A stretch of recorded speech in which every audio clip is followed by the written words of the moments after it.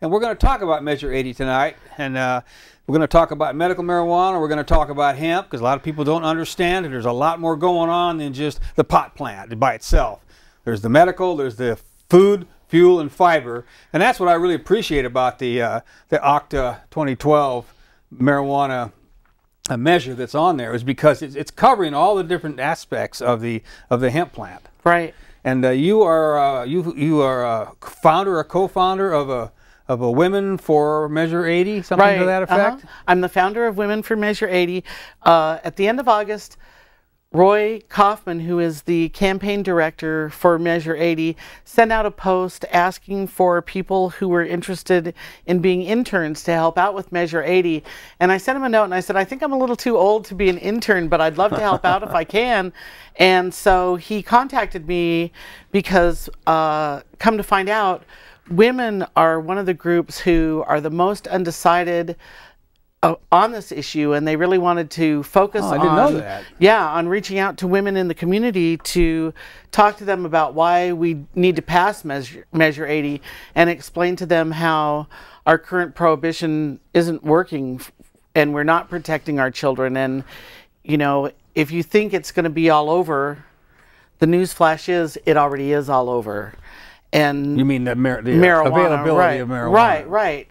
I know that a lot of parents are afraid that because there are no limits set on how much a person can grow or possess, that there's going to be marijuana everywhere. But marijuana already is everywhere. Our kids can get it in school easier than they ever could before. Use is on the rise. They're saying that right now it's higher than it's ever been, although medical marijuana states report that teen use is actually going down in their states, all of them, because it's some form of regulation. So I believe that by providing more regulation for adults over 21, that will give us the opportunity to get it out of our schools, get it away from our children, and make it actually much safer than what a lot of parents see as how it will be if we continue the way that we are now. Right. Well, this marijuana paranoia has been going on since the 30s. Right. And it's ingrained, even though people that haven't been around since the 30s. That has been, you know, kind of like in the background of that prohibition has been in the background of people's minds about hemp. And what I forget the terminology, but it's a Schedule 3 or something like that that makes it even more dangerous, according to the government, than methamphetamines. Right. Actually, it's a Schedule 1, which makes it as dangerous as heroin, which also I think leads our kids to believe that, well, if the government's telling me that marijuana is as bad as heroin, and I try marijuana and I find out it's really not that bad, then maybe heroin isn't that bad either, and I ought to try that. I think the message that we're sending to our children is completely wrong, and it really needs to change. So I started this group on Facebook of Women for Measure 80, and now we have over 100 members that are actually from all across the country, and we even have some members from outside of the United States who are supporting us from afar, and it includes men and women who support Measure 80, and we're, since Measure 80 is not really well funded, which I think has been the forefront of the news about Measure 80. That's what I've been hearing, yeah. Right. We're doing our best to raise money by having fundraisers and house parties, and we've made about almost $1,500 for Measure 80, so I'm pretty proud of that. And one of the things we did was on the 15th, which was just this past Monday, we had a rally on the steps of the Capitol in conjunction with Moms for Marijuana. Moms for Marijuana had their first Cannabis Quilt Conference this year. It started on October 15th, and they unveiled in front of the Washington Monument their cannabis quilt, which is taller than 25 feet tall. The squares are 24 by 24, and I don't even know how many of them there are. But they started the project to bring unity to this movement and to show that women need to step forward and speak out to bring an end to cannabis prohibition, because as with alcohol prohibition, it's going to take all of us to make it happen. Mm-hmm. And the prohibition affects the dynamics of the economy in many ways, because there's, like I was saying at the beginning of the program, with the food, fuel, and fiber, it's you know, there's future jobs. There's the economy could be expanded, and you know there would be jobs available for people as they're growing up in an economy that is, and I think, what is it, 24% or 18% of youth are unemployment, as opposed to like 8 or 9 nationwide. Right. You know, for all age groups. So it's a lot worse for younger people. Right. Well, and the thing is too, I think that one of the things that we're not talking about as much as we should be is the industrial hemp aspect of Measure 80, because like you said, the way that the bill is written, it circumvents the federal government and allows people to start growing industrial hemp right away. And so what that can do, not only will it increase agricultural jobs in eastern Oregon, and we can revitalize little towns like Chiloquin that was a logging town that's dead now, but if they retooled those factories, they could use them to process hemp, and they could grow hemp out there in eastern Oregon so easily. It would be amazing. But to me, the really exciting thing about it, and I think that when Measure 80 passes, the hemp factor will actually provide more for our state than the cannabis or marijuana factor, for lack of describing it any differently, because not only will it create those immediate agricultural jobs, but there is a whole bunch of secondary jobs that come into play once those agricultural jobs take place. Because after this stuff is processed, it's going to be need to be sold somewhere. Somebody's going to need to manage those new companies' finances. Somebody's going to need to feed those people at lunchtime. Somebody's going to need to make sure that services are available to them that have not been available because there was nobody there to use them. So I think that once we see, it's going to be like the pebble in the pond, and we're going to see a community that grows out of industrial hemp that is something way beyond what we can even imagine it will be. And so you say industrial hemp. What are some of the products that come from the hemp plant? Actually, I learned just before this week that there are 25,000 applications for hemp. It can be used for food, fiber, fuel, as you were saying. It's used in body products.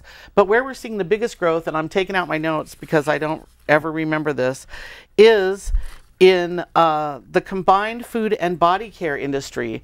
The combined food and body care industry for 2010 for hemp was 40.5 million, which was up to 10% from 2009.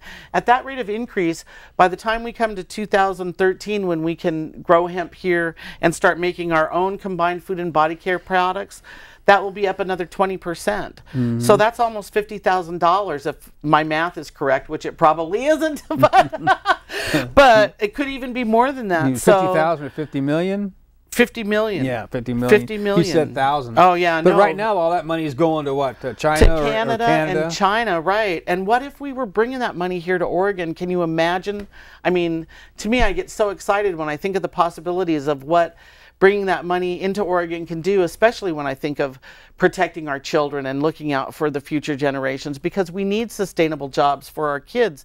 And if we can't get them properly educated because we don't have money to provide for their schools, how can we expect to grow world leaders as time goes by? A lot of our kids can barely read now because the school funding has been so poor that they don't go to school. And that kind of money coming in could refurbish our educational program and really, really help our children, as far as I can see. Right, and even though sometimes the demand drives the supply can drive the demand too. Now, if we had the marijuana, the hemp being grown, and it was available for people to start businesses to make textiles, clothes, belts, and you had it available to make various paper products. Then people, entrepreneurs, could get moving and start these businesses up. Right. If they had the stuff available. Right. And the cool thing about hemp is that it is so renewable. You can grow a new crop every 90 to 120 days, and it puts nutrients back into the soil rather than sucking them out of the soil. So every 90 days you have a new crop. Every 90 days your soil has been reinvigorated. That's a word I'm looking for. And you're doing a good thing for the earth and for your well-being. The food potential is also really, really huge. Hemp is a complete protein and also has, besides just omega-3 acids, it has the omega-6, and it's the only food on the planet that has both the 3 and the 6 together in the right combination that is the most healthy for humans. So I know it's a lot better than soy. Right. But I've been getting I think we got a roll in it we're going to run right now. I think it's ready to go. We'll run that, then we'll come back and continue the discussion. Great. There we go. I wasn't sure.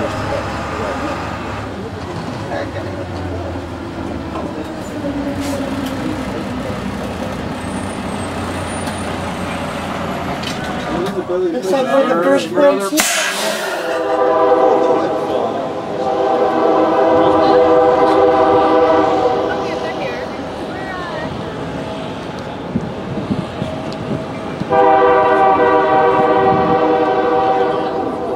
Hey, we're in front of the state capitol here. Yes on 80. Why are you here today, ma'am? Because I'd like to see my gasoline turned into hemp fuel because I believe it's greener and more bio-friendly. All right, and any comments from you? Yes, I have a lot of comments. It would provide work for a lot of people in the area here and moving more people in here to understand this whole medical program. And lastly, your thoughts and comments today on Measure 80. Medical cannabis is a wonderful medicine. Plus, I think it would also be great to have that as a sustainable building product, biofuel, clothing, and paper. I think it will bring lots of jobs to our state. Our family approves of the use of medicinal cannabis. Our daughter has acute lymphoblastic leukemia. She got her Oregon medical marijuana card 9 days after she was diagnosed, and just a few short days later she was in remission, and it has allowed her to stay happy, and she hasn't lost any weight. She eats. I think people should vote yes on Measure 80 because there's no reason for it to be illegal. All right. Thank you.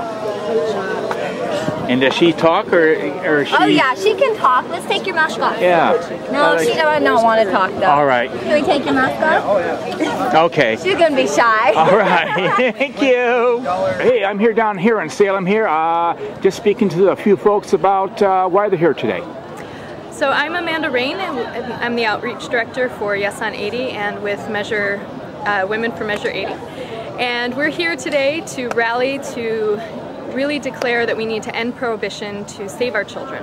We commonly hear the message of, you know, we can't regulate marijuana because it will be like we're condoning its use. And we're here to say that that is not true, that under the unregulated market of today, under prohibition, our kids are at greater risk. And so we're here as women, there's mothers and sisters and daughters to say that this has to end, that we will no longer accept and allow for that message of protecting the children to be used for prohibition because it's a lie. Prohibition puts our kids more at risk. So thank you very much for coming. Thank you. Moms for Measure 80, is that what I presume? Yes. I'm a great grandma. Yes. And I'm for Measure 80. Yes, on 80. Yes. I know, I was driving down on my... Measure 80. Let's do this, guys. Time.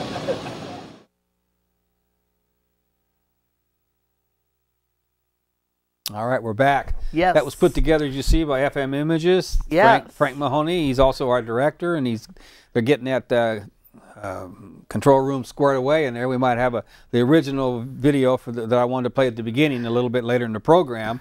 But there's so many different ways to go. I wanted to continue with the food, but that girl in the stroller with her mother there, that she had called the THC, the medical marijuana clinic, Right. And I guess that what was going on was the drugs that they had this young girl on because of her cancer was devastating. Right. And are you familiar with the story there? I am a little familiar with her story, but not as familiar as I'd like to be. I was actually hoping they were going to make it tonight too, because I just met them actually for the first time at the rally on Monday, and Michaela has leukemia, and apparently they discovered that cannabis helped her keep her appetite going, kept her energy up, did a lot of good things for her. And so they started... While she was doing the chemo. While she's doing the chemo, right.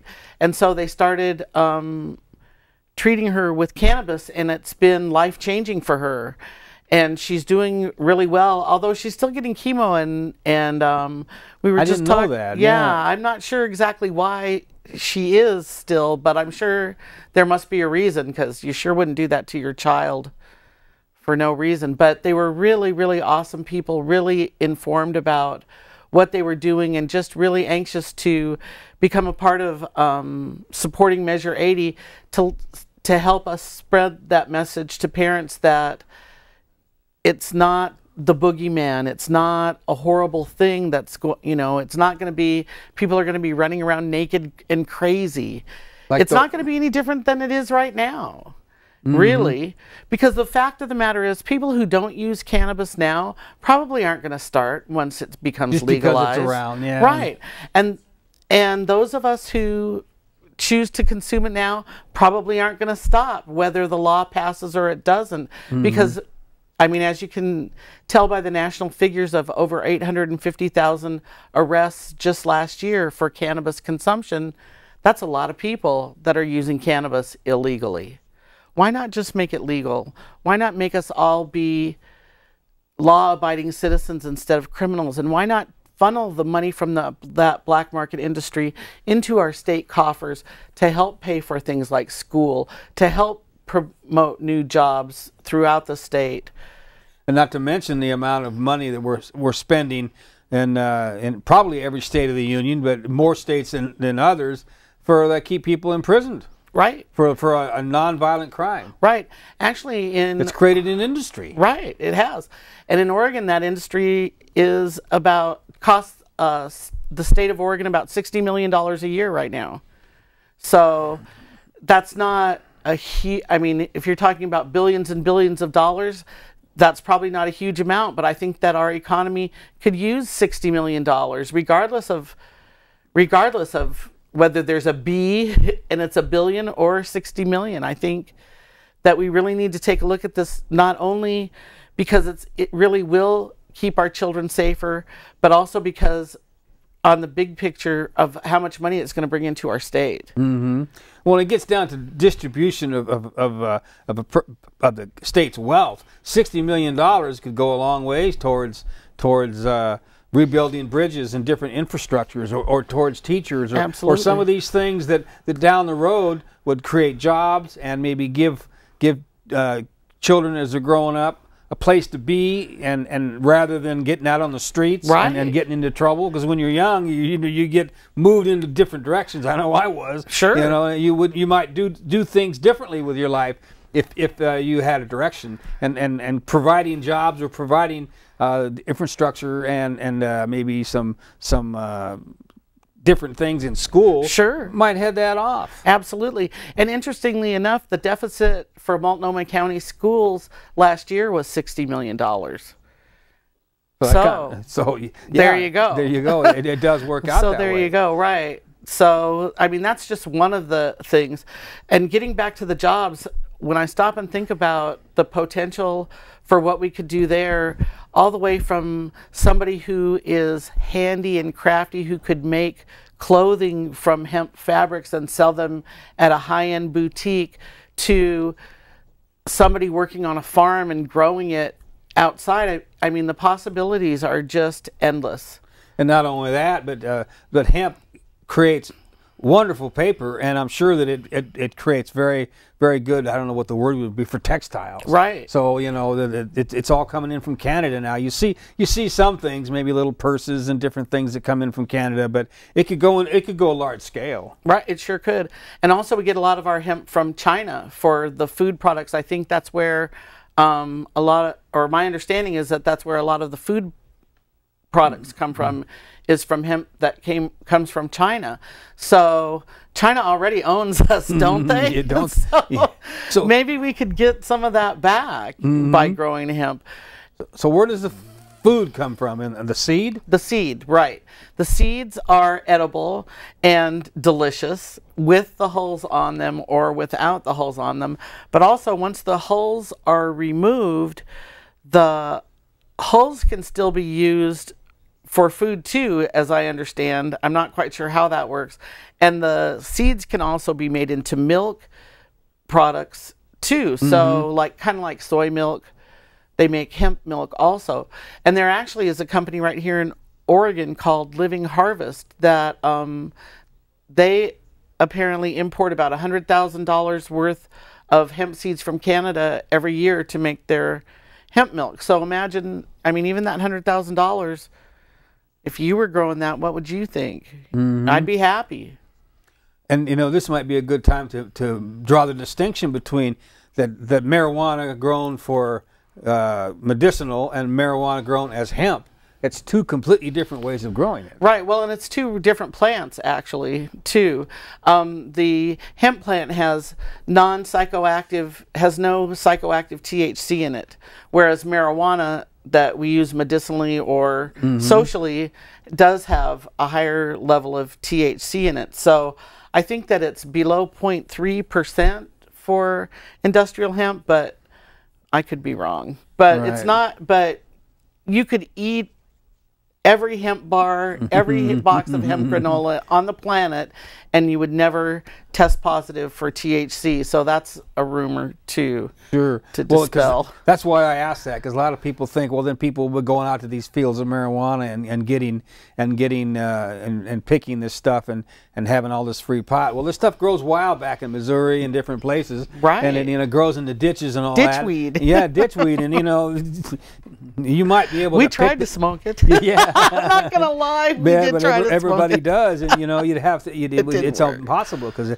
it's grown commercially for the hemp stock and probably for the seed. They grow it close together, give it a lot of water, so it gets long fibers. Right, exactly. It's a complete. I didn't realize it was a complete different subspecies or subgenus or anything. Yeah, it is. But it's grown for completely different ways. Right. And so that's food, fuel, and fiber. We've talked about food and fiber, but how does it use for fuel? Well, also another thing that you do with the seeds is you can make oil, and that oil, like French fry oil in exactly, diesel. Exactly, is a biodiesel, easily renewable resource that can be used to fuel your cars. Henry Ford actually made a car almost completely out of hemp. He made an alloy that was stronger than steel from hemp that the car was made out of. It was fueled, or was made to be fueled on hemp oil. And then the Tax Act of 1937 happened right before he finished up that big project, and it kind of got so he couldn't grow it swept anymore. Right. Yeah. And the whole idea got swept under the rug. But the car was mainly made from hemp. And even today, I just found this out too while I was digging around. The Daimler Chrysler company in Germany incorporates a lot of hemp in the cars that they make over there too. I'll be darned. Because actually the United States is the only industrialized nation that does not grow industrial hemp, which is ridiculous. And they're paying their farmers not to grow, right? And it's ridiculous. I was watching the History Channel a while back, and it was talking about soy, and it was showing how Henry Ford, like you mentioned, had the whole tailgate of a car that he built made from soy. I don't know, how can they make make soy, a vegetable material, into something? He was taking a sledgehammer to it. Right. And it was stronger than metal. Yeah. And maybe that actually was marijuana. They didn't want to say it. But in any event, hemp can do the same thing. Right. It can be just as strong as steel. You can make your body parts out of it. It just doesn't. I don't see how they can do it. They can make plastics out of it. Exactly. And I think that originally it was the paper industry and the chemical industries like DuPont and them that wanted to stop marijuana. And, right. And they used all those scare tactics. Right. And racist scare tactics. Exactly. in order to pass this legislation. Right. But I don't know how it turns into plastic. It gets turned into automobile parts and all that. But that's because the knowledge of this has been dumbed down. Right. For 70 or 80 years, right. And people don't realize the possibilities in it. Right, and we haven't been told what it can be used for. So we're just finding out a lot of things thanks to the internet, thanks to just the way we get our information now, we have a lot of access to a lot of information that we didn't have before. Because you can build a whole house. There's hempcrete, like concrete. Really? Yeah. It's amazing. You can build an entire house out of hemp. Well, they talk. And actually, Popular Mechanics, back in the 50s, has an article, hemp, the building material of the future. It was a big thing because they thought they had discovered this brand new thing when in fact it's been around forever. Forever. Yeah, and it was the DuPonts who discovered nylon right before the Marijuana Tax Act went into effect, and they were in bed with the Mellons, who were big bankers back in those days and had a lot of money, who financed Anslinger's campaign to actually make it all happen. So they wanted to make money off of petrochemical compounds like nylon, polyester, stuff like that. All coming from petroleum. Right, because they had just discovered that, and that's how we lost our hemp industry. Mm-hmm. Well, Thanks, DuPont. Yeah, we lost it, but it was really taken away from us. Right. And during that same period of time, General Motors was pulling up all the tracks, of all the trolleys in order to put people in their cars. And there was a whole move. This whole petroleum car culture of ours just didn't evolve of its own. We were pushed in that direction, specifically for the profit involved for the 1% up on top. Absolutely. And that seems to be remaining true today, it sure is. Unfortunately. It sure is. And, we got a fellow running for president that is the epitome who portrays that whole way of looking at things. Yeah. Not that I'm crazy about Obama, but, Romney. Third party. Yeah. Vote third party. We can get into that real quick with Jill Stein. Jill Stein's my favorite. She was great. Sure. She was great. She got arrested because she tried to get into we're getting off of it here. But, we are. But, if people would pay attention to the third parties, they might have a little bit more knowledge of these things. Well, and actually, we're not that far off task because Gary Johnson, Ron Paul, and Jill Stein, all three third-party candidates, all support legalization of marijuana. So even though it does seem a little off point, it's really right on point. And I hear people say, well, if you vote third party, you're throwing away your vote. And my comment to them is, what if everybody decided to vote third party? What if we all decided that we were just tired of it? Because I know I am. I'm tired of it. I'm tired of being treated like a criminal because I choose to socialize in a way that is an alternative to getting drunk. And driving your car and crashing and killing somebody. So I'm all about third party. I'm a big fan of Jill Stein's. I'd love to see a woman be president. And I think that there are a lot of Americans right now that are just angry enough that it could happen. Mm-hmm. Well, it definitely, the fact that they arrested her for 8 hours to keep her from making a fuss during the last what was it, the debates. Right. Same thing happened to Nader probably 4 years ago. It did. I forgot about him. Yeah, the people are trying to get their voice out there, and they know that it would change the whole dynamic. They learned their lesson with Ross Perot when he was a third party, and he got in there, and he got like 20% of the vote. And Clinton was pretty adept at what he did, but 20% of the vote that would have gone to George Bush Sr. got him elected. Yeah, and that just probably scared. They just realized the dynamic was dangerous. Yeah, and we're talking about politics here, but it's politics and greed that has kept marijuana from and the hemp plant from continuing to be the most useful plant in the world. Right, and it's also a cultural thing too. Even though people of color use cannabis less than Caucasians, they're arrested at 25% more often than not. So this is also a race issue. And as a Latina, I'm really tired of seeing people of color being targeted as druggies or whatever just because of the color of their skin. It's ridiculous. And it's time for it to end. It is time for it to end. I think this is a good segue. I was going through the whatever videos I could find on legalizing hemp, and I ran across one that said 3 reasons why we should not legalize hemp. Now, I thought, that might be a good one just to call up and see what they have to say so we can refute it. And this is what I found.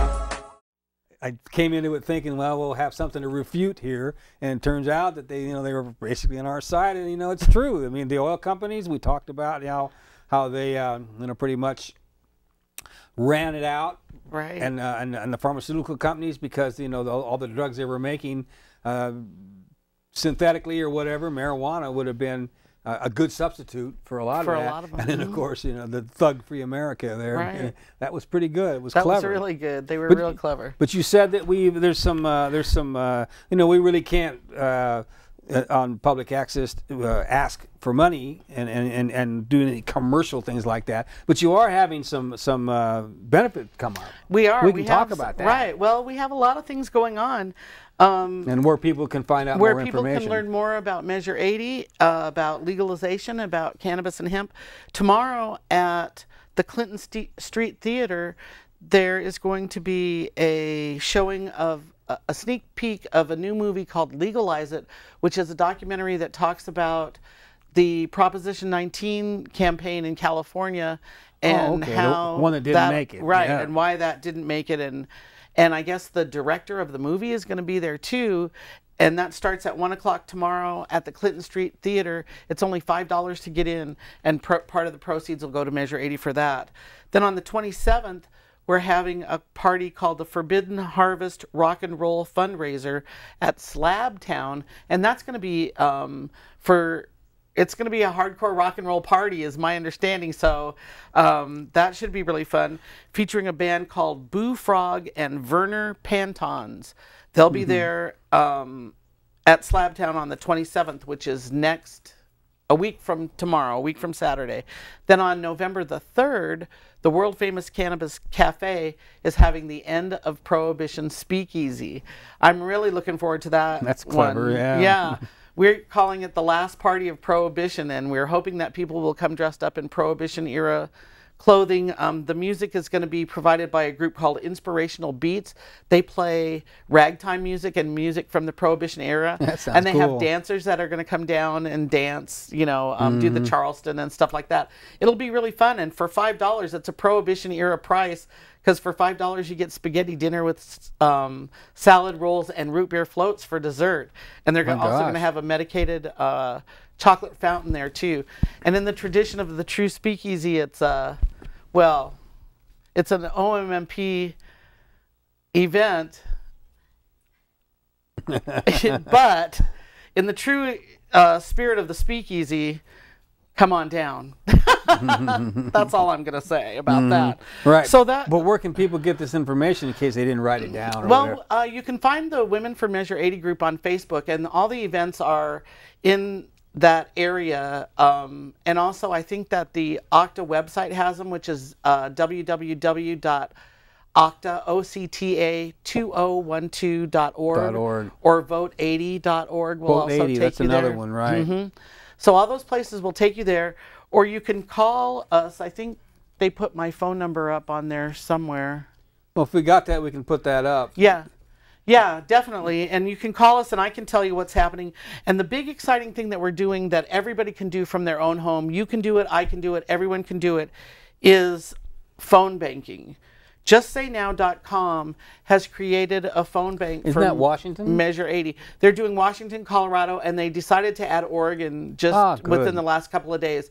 Some people that are working as a political action is that your number campaign. there? That's it. Oh, all right, good. Yes, and you can email me at that address too to find out what's happening. Or also you can ask to join our group Women for Measure 80 and find out what we're doing on a day-to-day basis, because we only have a few weeks left, and so it's really time.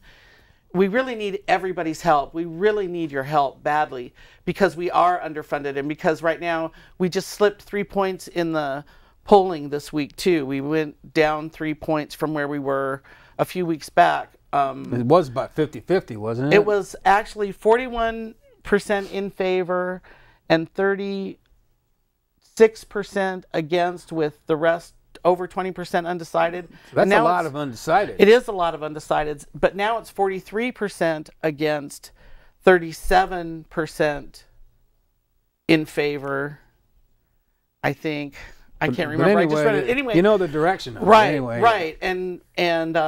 But we have enough undecided voters that if we can call them and convince them to vote yes, we can still win easily. If we convince them all, that would be an easy win.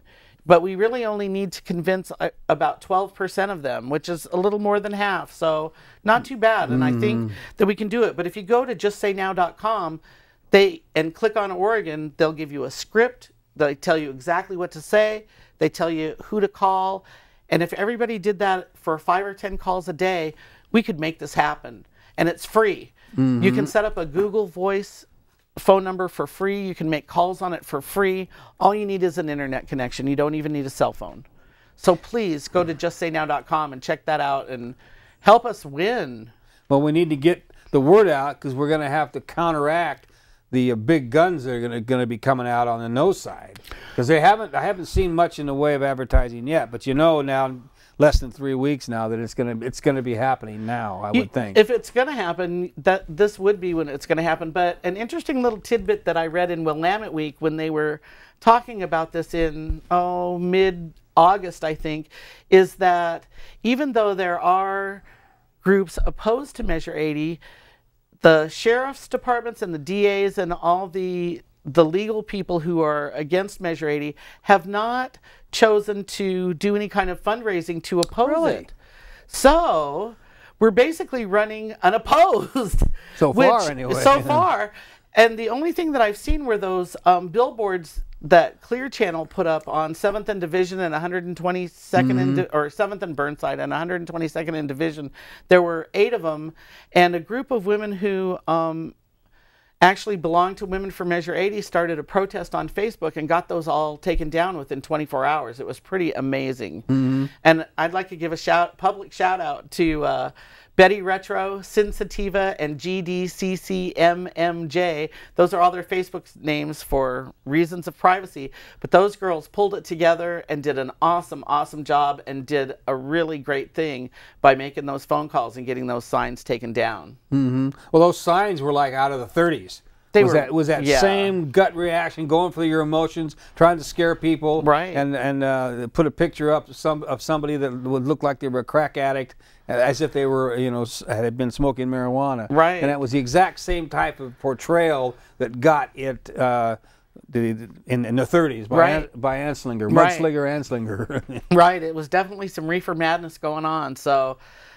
kudos to those girls for pulling that together so quickly. They got phone calls made lickety-split, and it was amazing what they were able to accomplish in a short period of time. And it just goes to show you, too, that a lot of people think that it's hard to be an activist or that you have to do all these things to be one. But those ladies just proved that just by making phone calls and rallying your friends, you can make a change in the world, and you can make a change towards ending cannabis prohibition. But just getting out there and doing what you feel is right. Right, exactly. And that's exactly what activism is all about. Right. So, well, we got about 15 minutes left. We can open up the phones. There's plenty to talk about here. Folks want to call out and comment. This is probably the most controversial of all the measures that are going on right now, since 82 and 83 basically got pulled. Right. With the casinos, which they know they didn't have a chance. So that was the end of that story. But we'll open up the phones if people want to talk, ask questions, make comments. There's some seemingly legitimate reasons why we shouldn't legalize it, and those need to be addressed, because those are the reasons why those reasons are going to be why people will say, well, I'm not sure, but I'd rather not take the chance. And they want to say no. Well, those need to be answered, and this is a good forum to do that. So people want to call up and come on either way. Just give us your comments and your questions. Well, and also I think another really important thing to point out is that where we're seeing a lot of people that are afraid to vote yes are in the senior community and women. Women, of course, because we are the protectors of hearth and home, and as I mentioned before, they're afraid that it's going to be everywhere. But clearly it is everywhere already. And what needs to happen is we need to rein it in. And the only way that's going to happen is with regulation. Just like kids can't get cigarettes and alcohol like they used to be able to, it's because of regulation. It's such a no-brainer to me that I'm always surprised when people say, oh no, the sky is falling, we can't do this. But and there are lots of reasons why people don't want this to pass, but most of them have to do with fear and with lack of education and lack of understanding what it's going to look like when it passes. Well, one could make the point that it was prohibition that created it, the forbidden fruit, that made it so popular. Absolutely. Because back in the 30s, it wasn't that popular. But the minute you say, no, this is terrible, it's forbidden, puff. So I think we got a phone call. We have 2 calls. We'll get the first call. Good evening. I just wanted to say, as a EMT, I'm a retired EMT, by the way. Can you hear me okay? Sure. Okay. Hear you fine. As a You hear retired us all EMT, right? I got my EMT basic back in 1977 and my EMT 2 in 1981. In all those years, and I retired a few years back, but in all those years, I've never seen a marijuana overdose, period. End of story. It's the safest thing on earth. It's hemp and cannabis. If we could legalize industrial hemp and along with the cannabis, this world would be a far better place, and we could have our law enforcement people that are supposed to protect and serve us go after these dangerous meth addicts, which most of these people on meth, their brains are so fried, they're psychotic. We don't need to go after people on cannabis. People on cannabis are generally, as I've never seen one person ever get violent on cannabis. And there's so many different varieties of cannabis that people should be vaporizing, not smoking, or put in an edible form. My recommendation, even though I don't use it myself.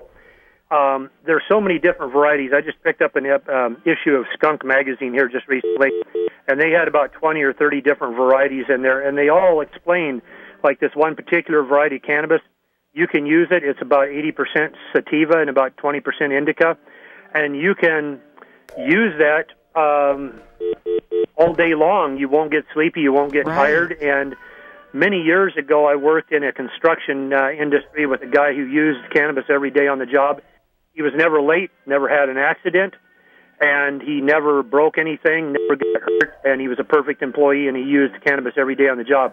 Nobody else knew about it, but the point is that I don't recommend that for everybody, and not every kind of cannabis can be used that way, because some of the indicas will just put you to sleep, But the point is that cannabis is far safer than anything else out there. It's ridiculous that it's ever been made illegal. And like Dr. Philip Levesque said many years ago on the Cannabis Common Sense Show, which is, I might add to the people who don't know about local cable access, stay tuned at 8 p.m. for Cannabis Common Sense, because we're just getting started on this subject. But the point is that all of the foods that we consume in this country, for example, and this is regards to industrial hemp or agricultural hemp, all of the following foods, wheat, barley, rye, oats, all contain gluten, which destroys the villi in your small intestine. Corn, soy, dairy, and some other foods that we constantly consume also destroy our health and make us unhealthy. The hemp seed itself could replace all of those foods and make us far healthier, and we would be far better off. Our health insurance cost would go down, and that's another thing, too. Everybody fight for a single-payer system, Medicare for all. The overhead on Medicare is about 3%. The overhead on most insurance companies, which are just banks taking our money, and denying us coverage, is anywhere from 15 to 33%. So anyway, I'll get off my soapbox. Let you guys. Well, you brought up a lot of good points. Thank you. We certainly do appreciate that, and we have other calls, and we'll get the next caller up when they're ready. Oh, maybe they couldn't wait any longer, but we'll get another call up. Hello? Hello, you're on the air. Welcome to the program. Yes, well, I was calling in about people who are discriminated against because they do have an Oregon marijuana medical card. Right. And that a lot of people out there don't understand that the reason I do have my Oregon marijuana medical card is because I have had allergic reactions to both Demerol and Darvon. I can't take Percodan or Percocet because it makes me itch. Codeine makes me nauseated, or I just end up vomiting it up. I've had and they're all addictive. other pain medications. that make me constipated, and what my problem is lower back problems, and then when I'm constipated, my back only hurts worse. So I switched to Oregon Marijuana Medical Program, and I do smoke marijuana, but the problem of that is that now that I do have my Oregon Marijuana Medical Card, I'm being discriminated against. I can't get a job because marijuana shows up in drug tests when I go out for job interviews, and also I've had dental problems, and I've had to go to 3 different dentists and have them refer me back to my original doctor and say, I'm only a student and can't prescribe pills, but this patient has an abscessed tooth and they need antibiotics and a pain pill before my original doctor would allow me to have a pain pill. I've gone to this doctor for pain pills, but I don't like them because I'm allergic to them, because they make me constipated, because they make me sick. Morphine scares me, and I don't ever want to take Oxycontin. So what you're saying is my that the marijuana... My comment was, I'm tired of being discriminated against because I do have an Oregon Marijuana Medical Card, and that the public needs to be aware that I'm not on marijuana because I'm a marijuana junkie. I'm on marijuana because I can't take other pain pills, and that people out there need to be more sympathetic to people who do qualify for their marijuana medical programs. I know several people that are on the marijuana medical program that is pretty near the only thing that is helping them, and these people are dying of cancer. They're not going to live for very long. And that people need to be more sympathetic to us people that do have an Oregon Marijuana Medical Card. Well, I appreciate the call and the comments. We have other calls coming in, but you made a very good case for it, and I take it from what you're saying that the use of marijuana is fulfilling all the things that the opiates and the other drugs that you were talking about was doing. So that's good to hear, and we'll get up the next call. Next caller, you're on the air. Yeah, hello. Yeah, this is Nash. I'm calling to say hello, Nash. Welcome to the program. To say hello. Well, but first of all to Miss Anna, it does me really good. I'm an old guy. You guys, I consider both of you elders, but to see you do what you're doing and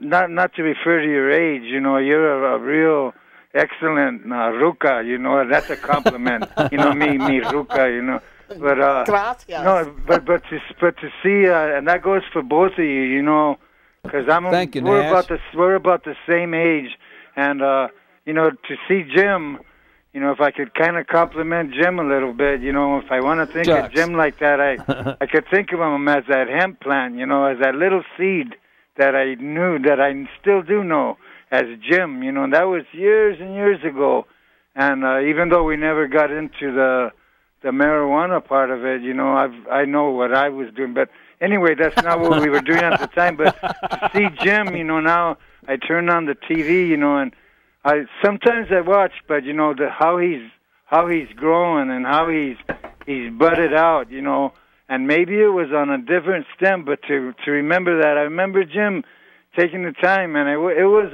if you got a fucking concern, tell me about it. Oh, well, let's film it. I think he still had his old little handheld, and still doing it. But even at that time, he was always very supportive. Within even the Native American community, I was a pretty active part of that too. But the things that we've been through, Jim, and to get to see you like that, like just on a regular hemp plant, there's a lot of good vines that go off branches, and that one branch we were out on, I still have it in my heart, and I want to thank you. I'd like to think I've always listened. I'd be like I'll put ourselves into his category. John T. John Trudell. He was on that program that's coming on next. That's why I always get the end of years, Jim. How cannabis common sense. Yeah, but anyway. John T., John Trudell, you guys know, and that's what his focus was. With John T., he's also an old friend, who's gone, and done great things also. However, I've always listened to him because he's truthful, and I could say that about you too, Jim Lockhart. That's one thing, Well, thanks, all the Nash. things we've ever done, I don't think I've ever seen you in a facade, pretending that you were something that you were always just Jim, and it does my heart good to see you, because I know we're about the same age, more or less. Yeah, Shit, I could hardly get my ass out of bed, but I could say for Measure 80, what I did, my minimum was at least I registered, and for once I intend to vote just on that. Great. It doesn't matter my beliefs on the whole voting shit pot, but I just don't participate. I never really have, but this time I am. Great. I'm going to do something, and I want to thank you, Miss Anna. Una mujer muy fuerte, that's women's strength. Thank you. You got it, man, and you got a good head on your shoulders, Nash. too. Thank you. Well, Some of us, good to I hear don't your know voice about again. either, but I'm still grateful to know both of you. You too, Jim Lockhart. It's always good to see that that bud that you've turned out to be, man. Take care of yourself. Well, thank you. Say hi to Kelly. She's probably running around there trying to She's figure right there on this the shit camera. out, man. Maybe not. I don't know, but anyway. All right, Nash.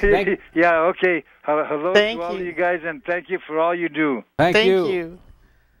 Little blast from the past How there. nice. Yes, we got a couple minutes left. We got one more. We probably got maybe more than one, but everybody has a lot to say tonight, and that's really good because That's great. we need to discuss these issues.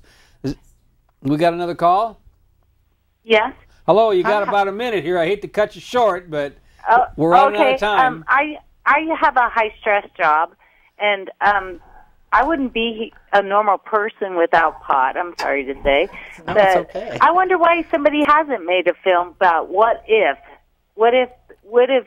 marijuana was legalized. What would happen? I mean, That's a great idea. Hopefully we're going to find out in November. Yeah, a book or a movie or something to say, what happens if it is legalized? What's going to happen to our society? Well, looks like we're going to all be in that movie maybe November 6th. That's right. If you vote yes, and tell your friends. And one thing I would like to suggest to people, too, as we're getting ready to wind up is... We've got about a minute here. That if it's important for you to talk to somebody that you feel a little uncomfortable talking to about this, because you're going to find out that people are more supportive than you think. And if you talk to your bank teller or the person at the checkout line or somebody behind you in line for the movies and just say, what do you think about legalizing marijuana? You start a conversation, and that gives you the opportunity to tell them what you think about legalizing marijuana, which is to vote yes on Measure 80. Mm-hmm. Yeah, I deal with a lot of people, and a lot of people do.